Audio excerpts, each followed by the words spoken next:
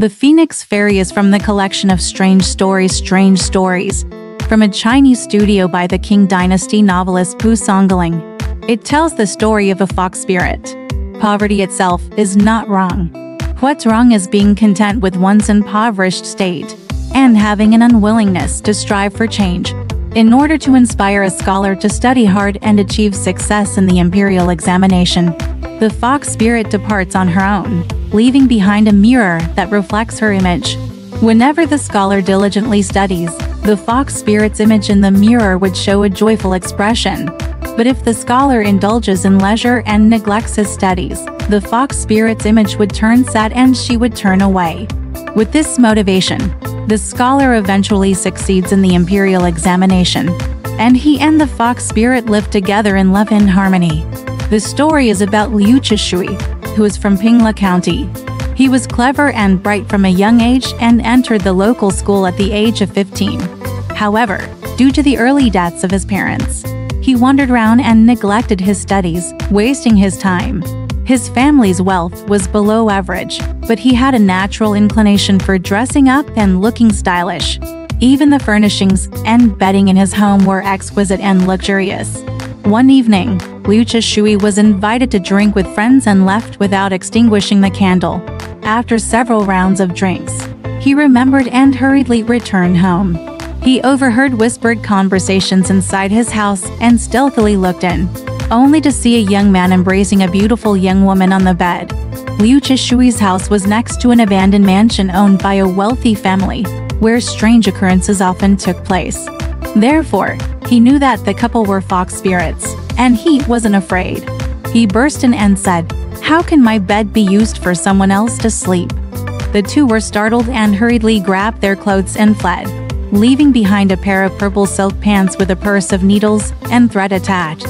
Liaozhai was delighted, but he was afraid they might steal them back, so he clutched the items tightly under his blanket. After a while, a maidservant with disheveled hair entered through the door and asked for the lost items. Liaozhai playfully demanded a reward, but the maidservant offered him wine and gold, which he declined. The maidservant then left with a smile. She returned and said, "My elder sister says, if you return the items, she will find you a beautiful wife as a reward." Liaozhai asked, "Who is your elder sister?" The maidservant replied, "Our surname is Pai, and my elder sister is called Bazian. Sleeping beside her is Huling. Our second sister, Shuixian, is married to a wealthy man in Fuchuan County. The third sister, Feng Xian, is even more beautiful than the first two, and no one has ever seen her and been unsatisfied." Fearing that she might not keep her promise, Liaozhai asked to wait for the message. After a while, the maidservant returned and said, "Elder sister told me to tell you. How can good things be accomplished all at once?" She just mentioned this matter to the third sister and was scolded by her. "If you wait for a few days, you'll see that our family keeps its promises." Liaozhai then returned the items to her. Several days passed with no news. One evening, as Liaozhai was returning home, he closed the door and sat down when suddenly both doors opened on their own. Two people entered carrying a bed with a sleeping bride on it and said, "The bride has arrived." Laughing, they placed the bed and laughed. Liaozhai approached and saw the bride still asleep, radiating the fragrance of wine. Her reddened face bore a drunken expression, and her exquisite beauty could captivate anyone. Liaozhai was overjoyed, helped her remove her socks, and gently undressed her. By this time, the bride was slightly awake, and as she looked at Liaozhai, she muttered resentfully, "Bazian, that audacious girl, used me to exchange for her pants." Liaozhai embraced her affectionately. The bride found him cold to the touch and smiled, saying, "On this night, why meet such a cold man?" Liaozhai replied, my dear, how can I be cold to you?" Thus, they engaged in intimate affection. After a while, Feng Xian said, "That impudent Bazian dirtied someone else's bed, but she used me to exchange for her pants. I'll definitely get back at her for this." From then on, Feng Xian visited every night, and they engaged in passionate intimacy. One day, Feng Xian took out a golden bracelet from her sleeve and said, "This belongs to Bazian." After a few more days, Feng Xian came with a pair of embroidered shoes. The shoes were embedded with pearls and intricately embroidered with gold thread, exuding exquisite craftsmanship. Feng Xian instructed Liu Zhishui to show them off. Liu Zhishui proudly displayed the shoes to his friends, demanding money and wine as gifts from those who wanted to see them. From then on, Liu Zhishui treasured the shoes as rare items. One evening, Feng Xian came and said some words of parting that puzzled Liu Zhishui. He asked her about it, and she replied, "My elder sister resents me because of the shoes. She wants to leave with her whole family to distance herself from us, to separate us from each other." Liu Zhishui became fearful and offered to return the shoes. Feng Xian said, "There's no need to return them. She's using this to manipulate me. If I return them, it will play right into her scheme." Liu Zhishui asked, "Why don't you stay here alone?" Feng Xian explained, "With our parents gone, we've entrusted the care of our family to Healing. If I don't follow them, that gossip monger Ba Xian will cause trouble for me." From then on, Feng Xian didn't visit anymore. 2 years passed, and Liu Zhishui deeply missed Feng Xian. One day, he encountered a girl riding a horse while walking on the road. An old servant led the horse by the reins. The girl turned her veiled face to steal a glance at him. Soon after, a young man approached and asked him, "Who is this lady? She seems quite beautiful." Liu Zhishui praised her beauty. The young man bowed to him, smiling, and said, "You flatter me. She is my wife." Liu Zhishui felt embarrassed and apologized. The young man said, "It's okay. But among the Sangsheng brothers from Nanyang, you've met the sleeping dragon among them. The other two are insignificant." Liu Zhishui was puzzled by his words, and the young man continued, "Don't you recognize the person who secretly slept on your bed?" It was then that Liu Zhishui understood that he was Huling. They recognized each other as in-laws and engaged in cheerful conversation. Huling said, "My parents have just returned. We're going to visit them. Would you like to come along?" Liu Zhishui was thrilled and followed them into Ying Mountain. On the mountain stood a mansion where local residents had sought refuge during wartime. Huling dismounted and entered. After a while, several people came out and said, "Mr. Liu has also come." The two entered, paying their respects to the parents. Another young man had arrived earlier, dressed in luxurious clothes and exuding radiance. The parents introduced him as the son-in-law from Fechuan County. After greeting each other, they all sat down. Soon, wine and tea were served, and everyone engaged in lively conversation. The parents said, "Today, the three son-in-law have gathered. It's a rare occasion without outsiders. Let the daughters come out, and we can all gather together." Soon, all the sisters came out. The parents instructed them to sit beside their respective son-in-law. Ba Xian saw Liu Zhishui and giggled, while Feng Xian exchanged playful banter with her. Shui Xian was slightly less attractive but carried an air of composure and elegance. The room was filled with warm laughter and conversation, but she remained quiet, sipping her wine with a smile. Thus, the evening was filled with laughter and fragrant scents, and the couples exchanged affectionate glances. Suddenly, someone brought in a plate of fruit on a golden tray, a type of fruit no one recognized. The parents explained, "This fruit comes from the kingdom of Kampa. It's called Tianpoluo." Liu Zhishui playfully grabbed a few and handed them to Feng Xian. Annoyed, she said, "Does favor or disdain for a son-in-law depend on wealth?" The parents were slightly displeased but didn't say anything. The eight immortals said, "Father thinks of Ding Lang as a guest since he's from a different county.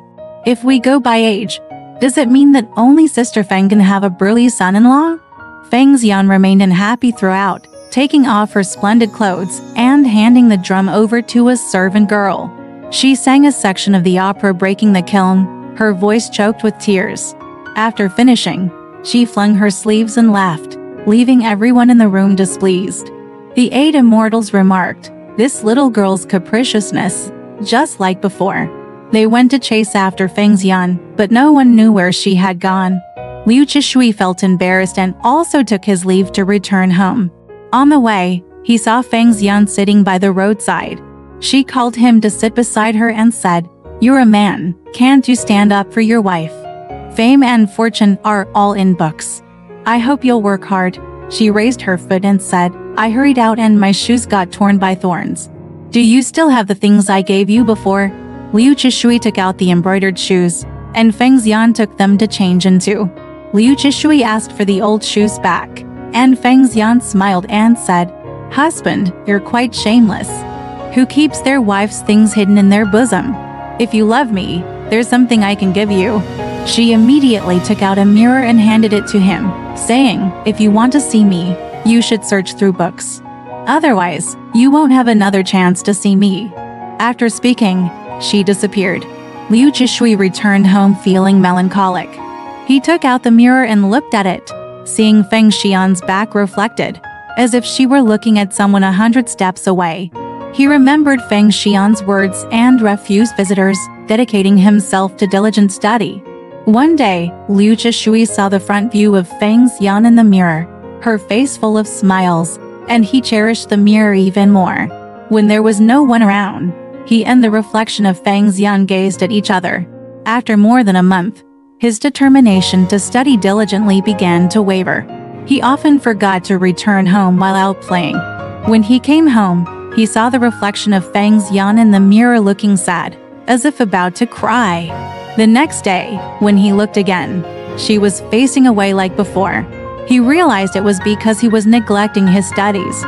He began to study intensely, day and night without stopping.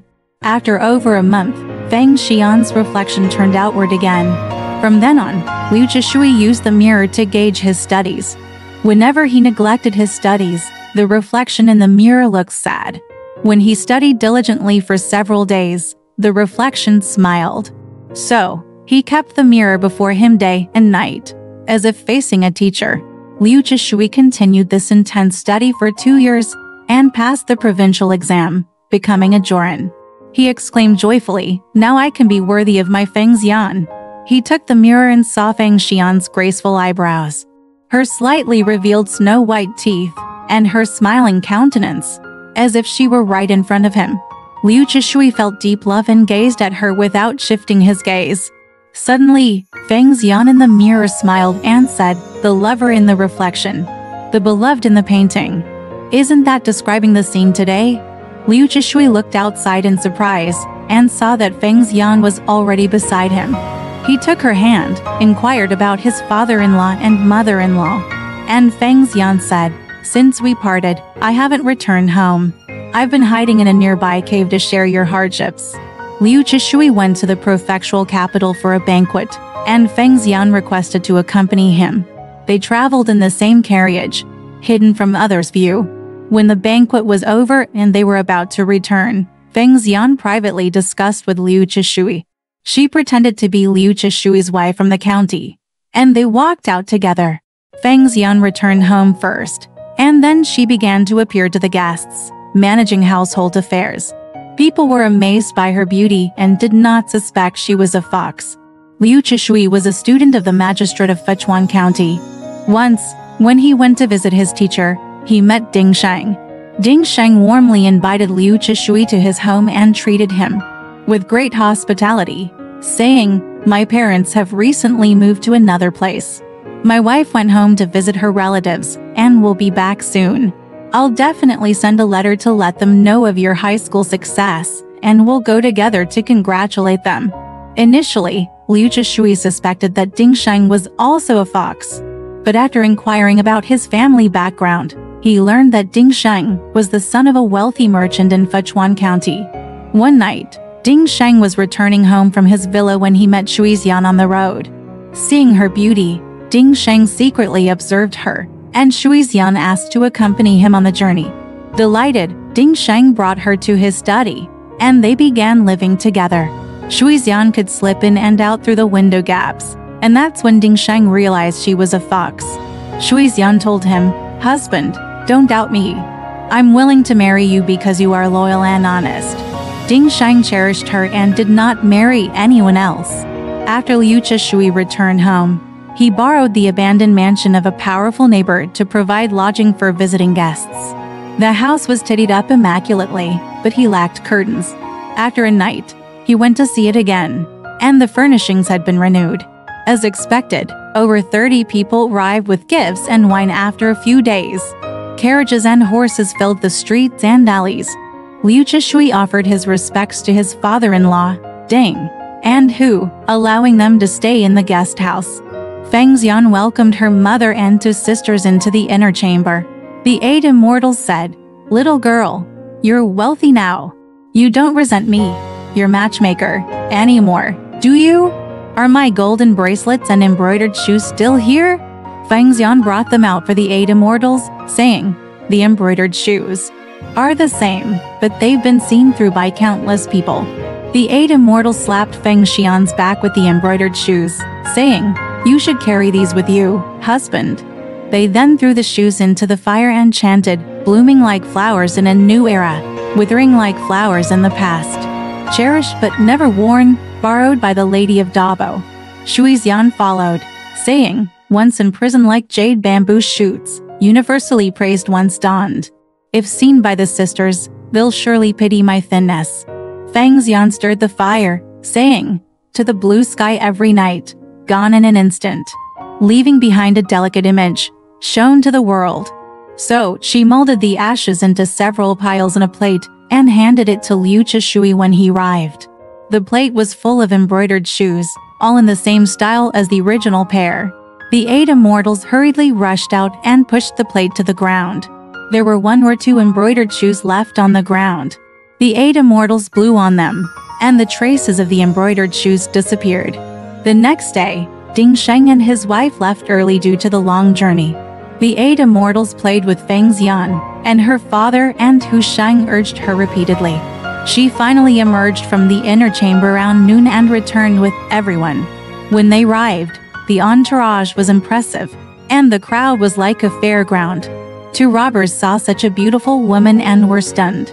They followed them, and when they saw an opportunity, they attempted to kidnap them.